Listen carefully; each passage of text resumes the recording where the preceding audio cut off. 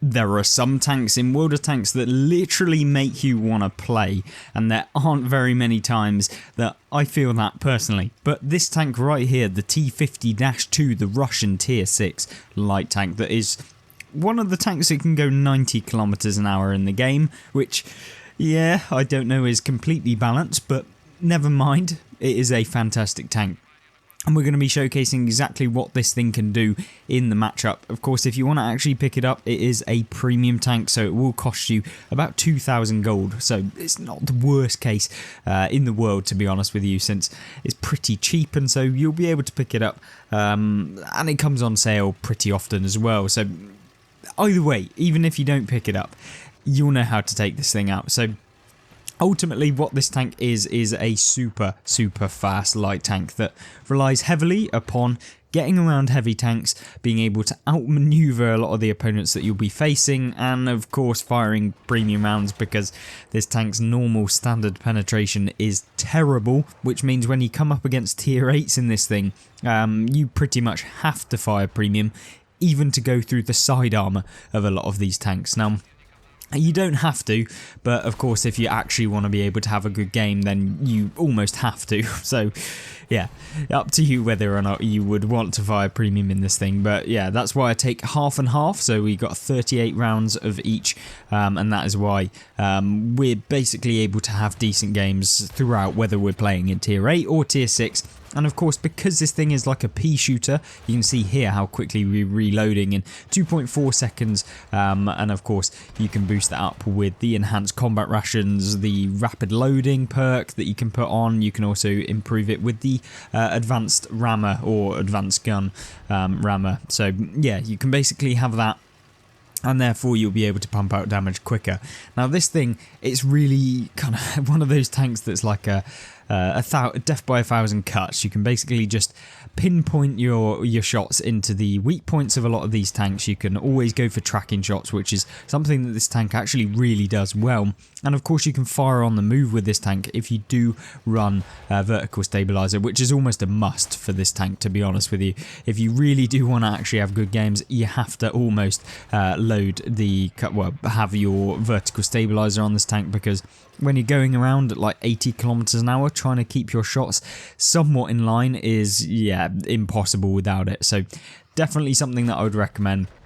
Of course, at the beginning of this game, it's been pretty bad, to be honest with you, in terms of how much damage we've done and how much of an impact we've had. Of course, with the trades as well that we've done, we've lost quite a lot of our hit points. And of course, when you're playing light tanks, you don't want to lose your hit points early on in the game. However, it all changes at this point. We decide, you know what, it's time to actually move, it's time to get forward, and that is what the T-50-2 has going for it. And you can see here with the snapshot of this tank, you can literally hit people on the move, albeit you probably shouldn't always aim, and that's why you're seeing me now actually aim properly in this game. So hopefully we'll be able to pick a couple more shots on the Cromwell here, which of course we do, but we keep hitting the tracks and not actually dealing any damage. But we pick him up with 1 damaging hit. We then go towards the T-43. We're then basically ravaging our way through this side of the map. We know that there's a heavy behind us. There's 2 tank destroyers that, for all intents and purposes, could one-shot us at this point. We've got 346 hit points worth of remaining on our tank, which means that, yeah, we don't want to be going too aggressively into something that we don't know. Alternatively, I could not be lazy and just actually look at what's in the game still left alive.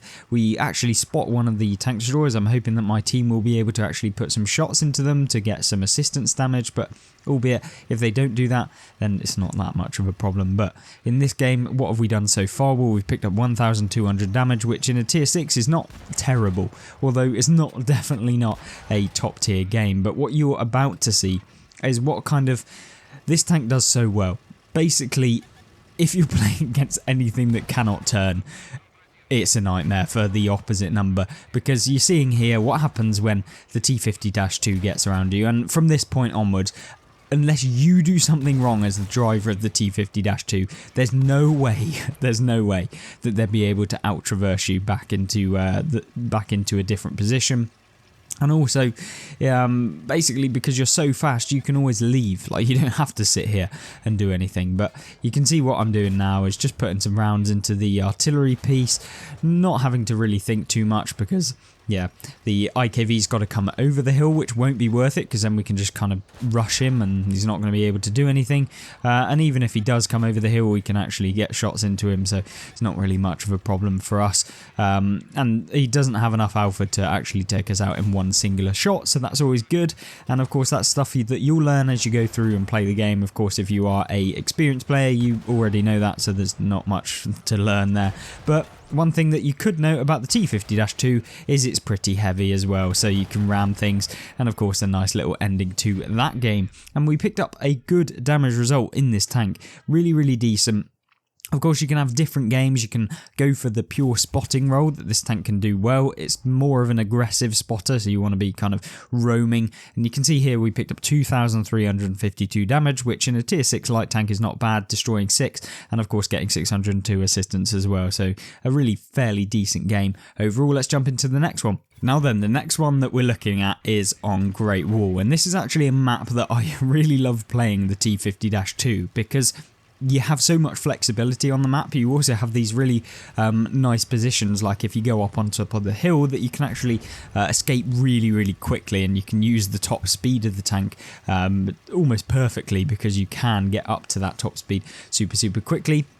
One thing that I should note is that you do not want to turn too quickly in the T50-2 because you end up on your side, on your turret, on basically the moon if you try and turn too quickly, and it always happens as well. Like, genuinely, one of the most dangerous parts about playing the T50-2 is not who you're playing against, but actually whether or not you can turn correctly in this tank. And often I've actually taken myself out of the game probably more times than the opponents have taken me out of the game. So yeah, this tank is it's a little bit of a troll, and of course you kind of have to be very wary as to how you're moving around in this tank. Now, in this game, we've taken this little nice spot. I was hoping to actually spot some of the people that were maybe going to go towards the middle ridge, but it doesn't appear like loads of people are, and actually a lot of the team on the enemy team have actually moved through the middle of the map, which, to be honest with you, is basically a terrible idea for the most part, like one of the worst ideas you can do, because you can get shot from both sides. And of course, if our team actually went up into the G5 position on the hill, we'd have been able to kind of get both shots on both sides and end them up in a sausage sandwich, which of course is something that we love doing in World of Tanks console. Now then, if you're playing on console, one thing that I really do want you to be aware of is that basically this thing is a little bit of a nippy boy, so it can poke really quickly because the reverse speed of the tank is fantastic, and that means that you can do things that others would only dream of. And what you'll see me doing now is actually relocating, because ultimately I don't really want to poke against an SU-100, especially when I'm not actually picking up much of a speed around that corner. So what we'll do is we'll just go full speed ahead down the hill, 90 kilometers an hour. Can we reach it? Not quite, because we're slowing down, but we know that there's an artillery behind this rock, and also we know that there is a couple of tanks to our left. Whether or not they're still alive is down to the game, which they don't appear to be. The Grilla here, looking our way, but this genuinely would have to be like an instant reaction to be able to hit this tank on the move, even when pre-aiming the shotgun corner. Now, what are we doing at this point? Like, I decide maybe let's go around this way, but I think in my brain I was thinking, let's quickly go and help out our team that are kind of over there. But then I make a quick decision where actually, no, it's probably better that we go down through the middle area of the map so that we can kind of get there quicker. It means we can help out the team and the cavalry can arrive as with us. So we're just going to try and get there as quickly as possible, because ultimately, if all of our tanks get overwhelmed, which is appearing like they are now because the enemy team can just push them because there's only like 2 tanks that are going to hit them ultimately. And that means that if we're not there to kind of put a hindrance to them, then they're going to be able to run riot, and therefore when we come up against them, it's going to be like a 1 versus 6 as opposed to like a 1 versus 2. Now, you almost see me go flying there, and quite frankly, it was a little bit lucky. Now, we pick out this VK here, who obviously doesn't, or Skoda, sorry, who obviously doesn't understand that the T50-2 is not one to meddle with, and we just get into the position behind the OI. Now this is perfect because we can help out a team. The OI has to do something. If he turns towards me, my team on the other side are going to be able to get him, but if he turns towards them, of course, we can just put rounds into the back of them.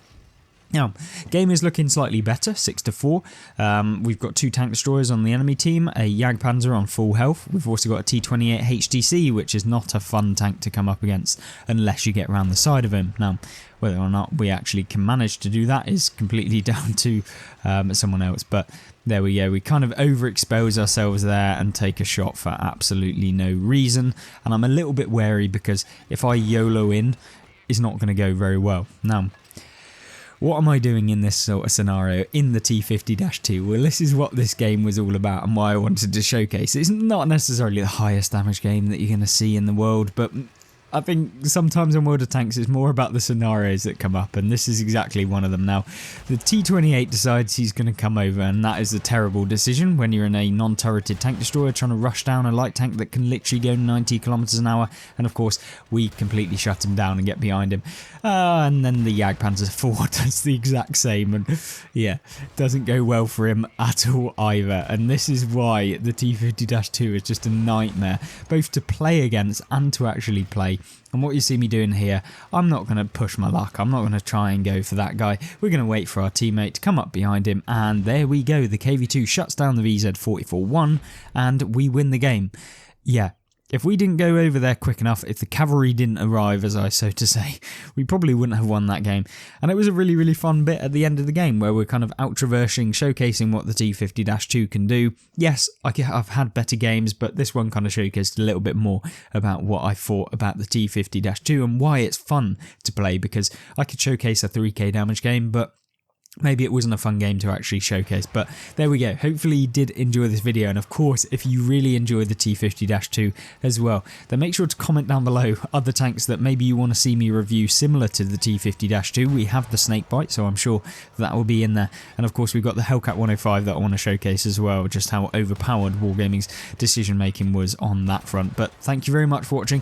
I hope you join me in the next one, and of course check out the gameplay and tank reviews playlist for many more great gameplays on Wot Console on the left hand side, and a random video on the right that may be of interest to you. Goodbye.